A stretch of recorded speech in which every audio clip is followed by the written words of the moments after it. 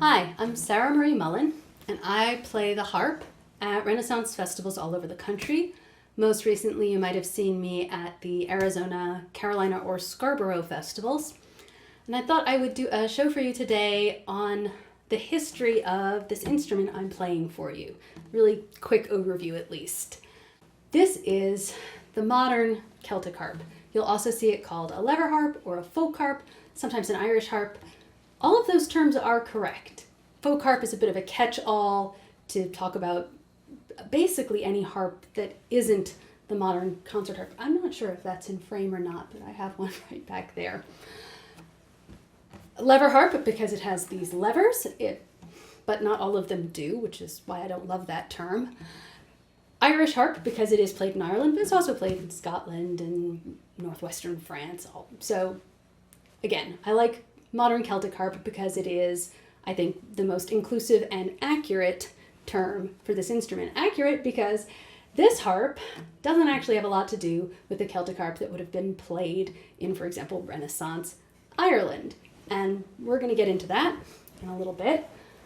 But I wanted to tell you a little bit about the earliest harps to start off the show. So the harp is one of the most ancient musical instruments. Musical bows maybe were the first stringed instruments, and they go back very, very, very far, possibly even into the Neolithic. But by about 4,500 years ago, a little bit earlier, we're starting to see the earliest harps and lyres.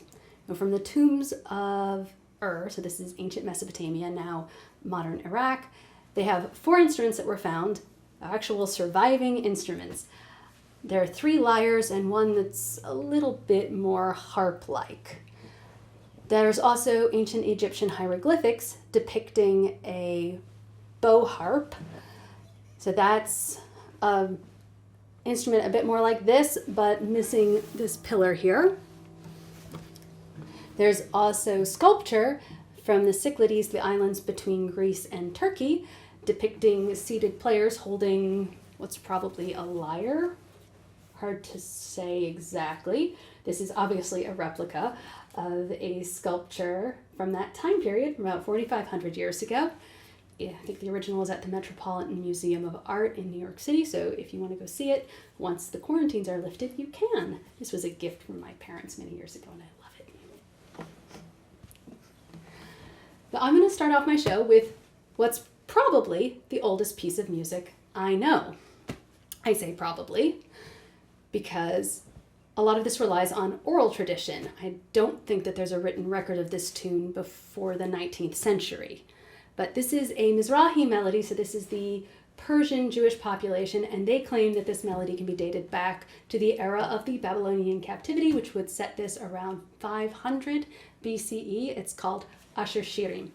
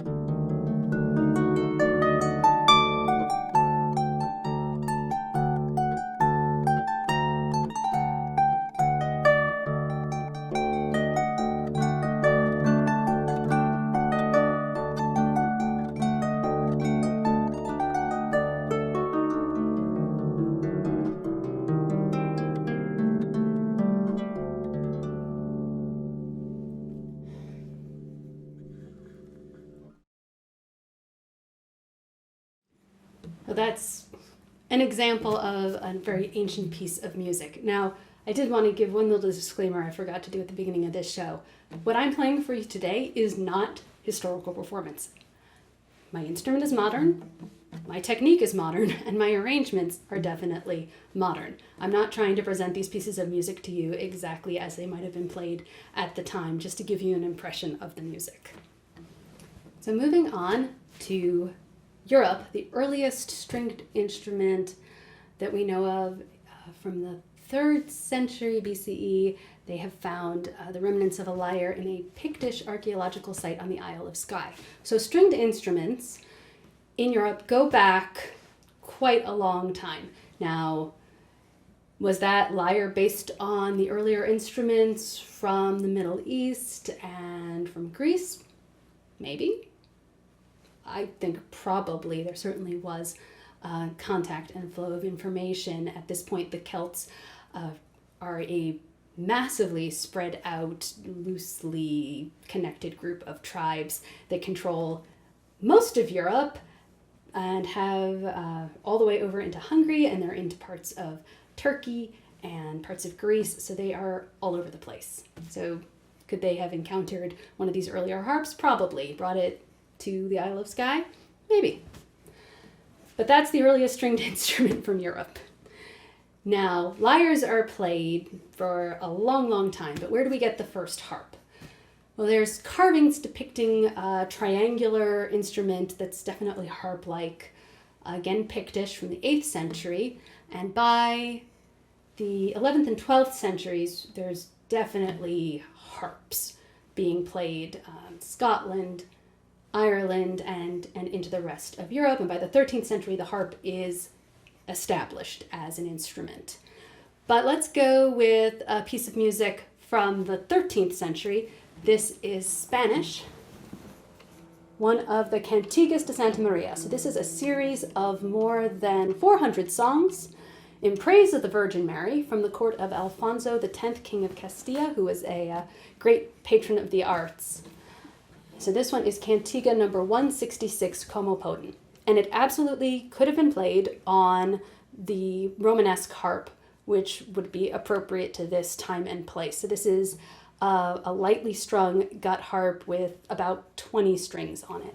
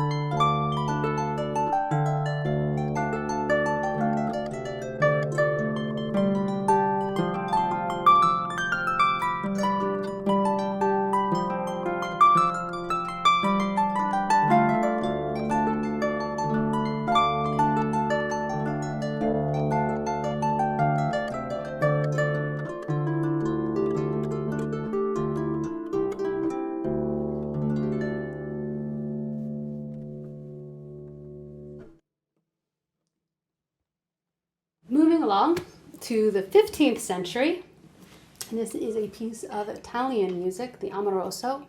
It's a court dance melody. And this is absolutely playable on a Gothic harp, which is what we call the harp from this time period that would have been played in Italy. This is still a very lightly strung instrument with gut strings. It's a little bit bigger than the Romanesque, actually a lot bigger than the Romanesque harp. It also sometimes had braying pins, they create a buzzing sound, almost nasal quality that was very much the style of the times. Quite different from what we associate with the harp today. I can't approximate that for you with this instrument, so you just have to, you can Google it, find videos. It's a neat sound. But here is 15th century Italian, the Amoroso.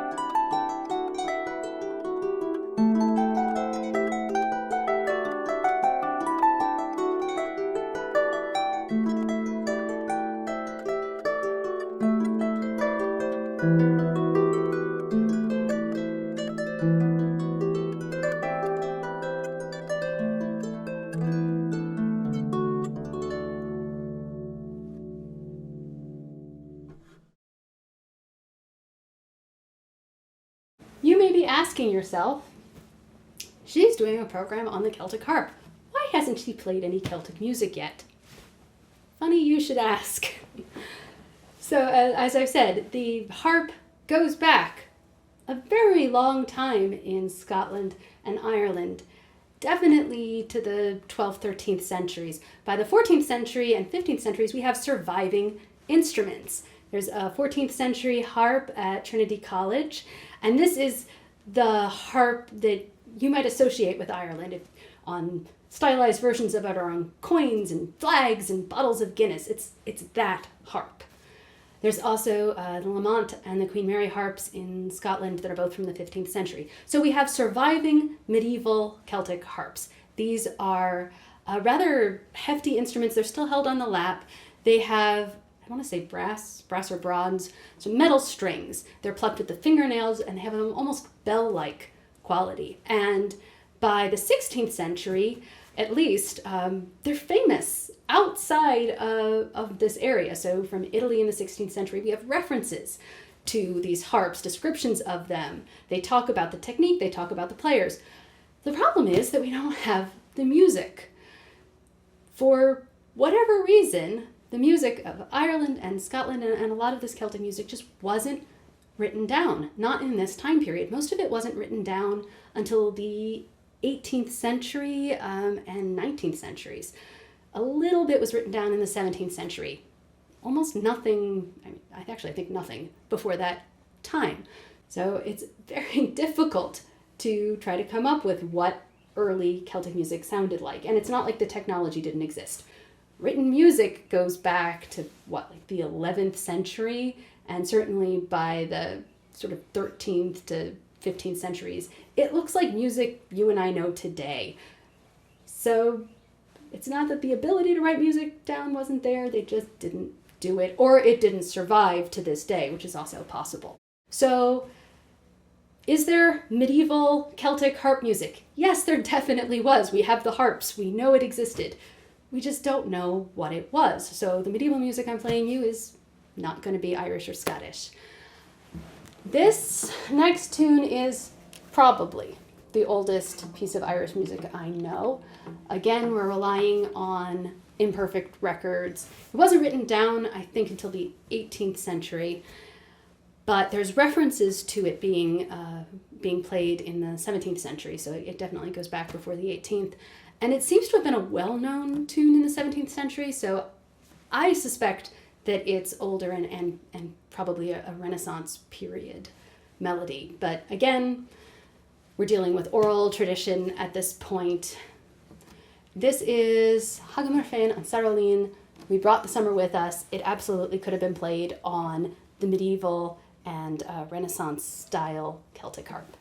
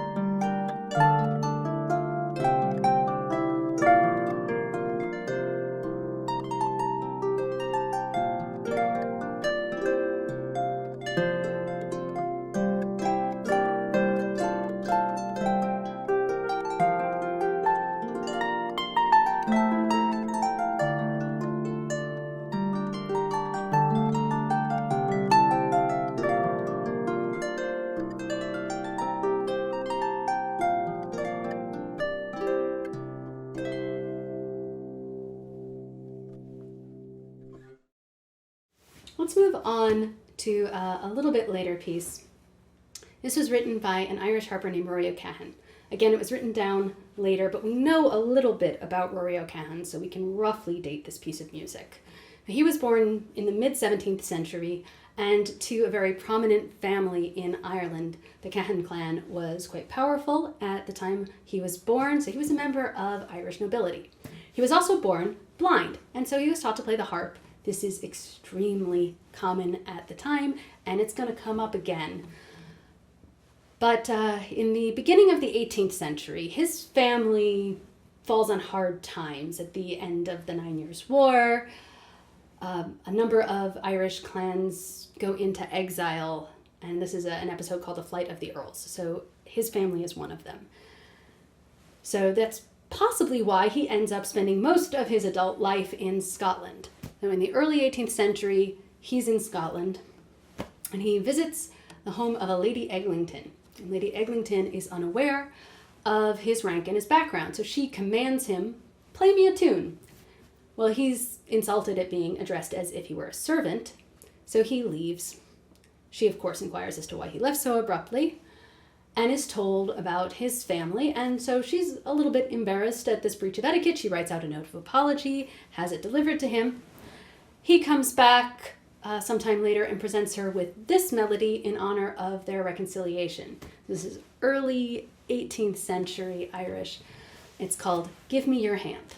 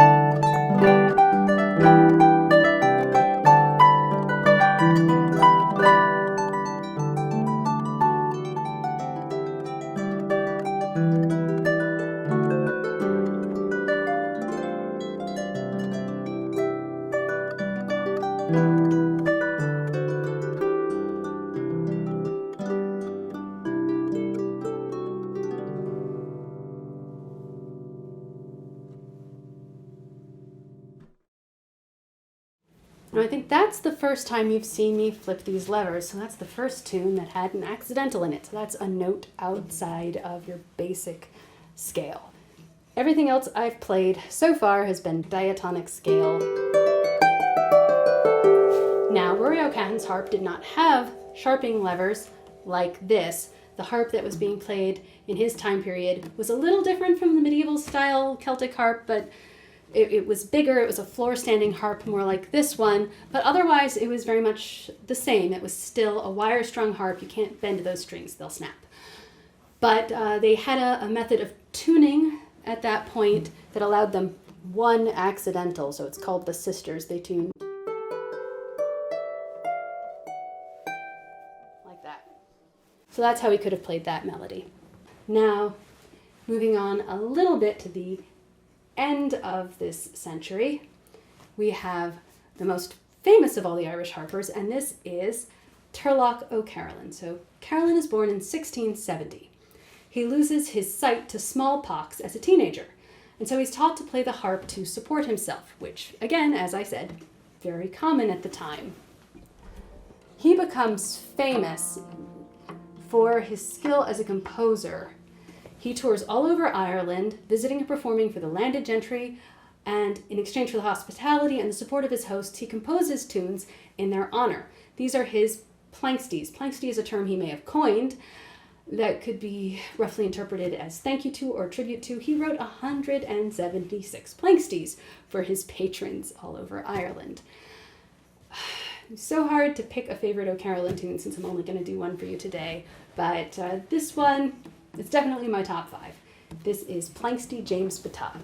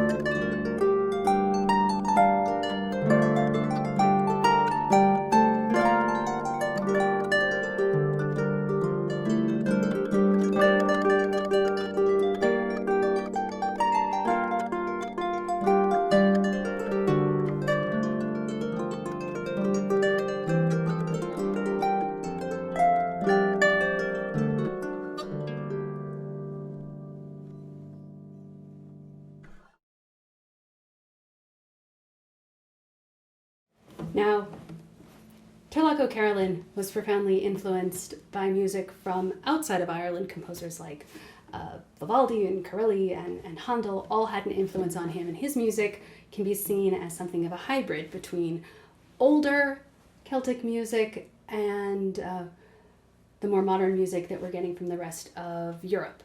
So what's happening with the harp in Europe? We are now into the 18th century.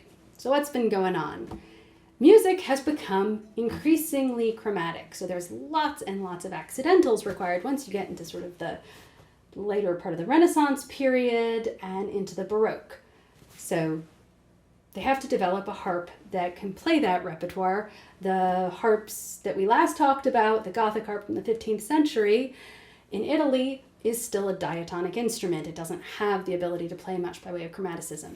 So what's the most obvious strategy? If you want more notes on a harp, you add more strings. But you can't just keep adding them indefinitely down the instrument because, well, the arm can only reach so far, and if you bring them closer together, it becomes very difficult to play. So the solution that's developed are the multi-course harps. These are harps with more than one row of strings. Starting, I want to say, is it the 16th century? You get the first of these multi-course harps, a harp with 2 rows of strings. One row corresponding to what the white keys on the piano, a diatonic row, and then one pentatonic row that would correspond to, say, the black keys on a piano. And so this does have a full 12-note scale available. Now, by the end of the 16th and into the 17th century, it's evolved from there. In Spain, they have a cross-strung harp. So they take those 2 rows of strings and they put them into an X. This has a big advantage in that you can access all of the strings, both rows, with each hand based on where you play above or below the break on that X. Fingering gets complicated, but it's a really neat instrument. So that's what's being played in 17th century Spain. Now in Italy, at the same time period, they've moved on to the triple strung harp, which has 3 rows of strings, as the name suggests. It has 2 rows on the outside corresponding to what would be the white keys on a piano, and then 1 row offset in the middle that would be your black keys. You reach them by going in between those rows. I'd like to play you a piece of music that was written for a triple strung harp, not actually an Italian triple strung. This was written for the Welsh triple strung, because by the 18th century, the Welsh have become really famous for their skill on the triple strung harp, and they've modified it a little bit. It's got a wider sound box, and it has the word Welsh in front of it, so there's that.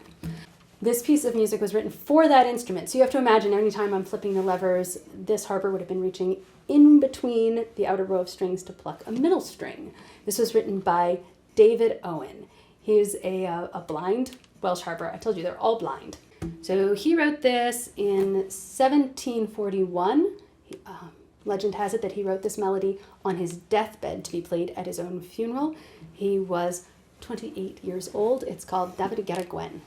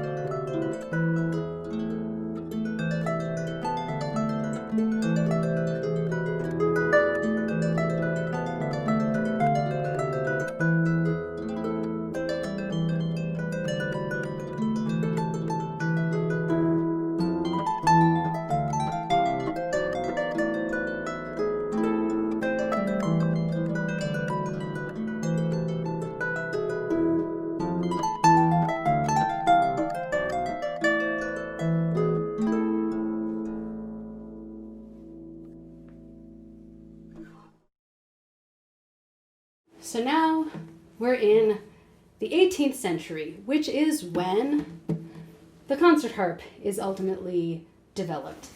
So it starts off with the German hook harps of the 17th century, which have a little device that shortens the string, raising the pitch by a half step. And if that sounds a lot like these levers, it's because they are. Not too long afterwards, it occurs to someone that it would be so much easier if we could do that without taking our hands off the strings. So they try to devise a pedal system. And it goes through a lot of different trial and error until eventually, around 1800, the double action pedal harp, the harp that you see in a modern orchestra, is developed. This is a truly chromatic harp in a way that the earlier harps weren't, because the triple strung harp and a lot of these others, while they do have all 12 notes, they don't play happily in every key. The concert harp can. The concert harp can play in any key. The concert harp can do key changes and all of this stuff. So that's the reason why you see that harp being played in an orchestra. But what's happening with the Celtic harp? Unfortunately, it's dying out. So at the end of the 18th century, they realize that there are incredibly few people left who can play the wire-strung harps of Ireland and Scotland. There are only a handful of players, and there's this sudden rush to start writing down the music, which is where we have most of these records. Edward Bunting is responsible for collecting a couple of the tunes that I just played for you, the Irish ones. And he makes a great project of collecting music from Ireland and publishing it. There's also the formation of a historical harp society that tries to revive interest in the instrument. But unfortunately, by the early part of the 19th century, the last of these wire-strung players have died. There's really nobody left that knows how to play the instrument, that really can pass on the technique. So the Historical Harp Society asks a harp maker named John Egan to create a harp for them, and he creates this romanticized version of the Irish harp that has the basic silhouette of the harp of the 18th century, but gets rid of those wire strings and replaces them with the gut strings that are being played throughout the rest of Europe, because that is a more accessible technique. He also attempts to use some version of the pedal mechanism to create accidentals on his harp. That doesn't really catch on, but his basic design of the Celtic harp, the modern Celtic harp, starts then, around 1800. Eventually, those hooks from that German hook harp that we talked about a second ago are adapted into levers. This is pretty much a 20th century addition to the instrument. So the levers have gone through design and redesign until you see what we have here today. And there's a lot of different levers out there, by the way. These are Kamek levers, but the principle of them stays the same. You move a lever, it shortens the string,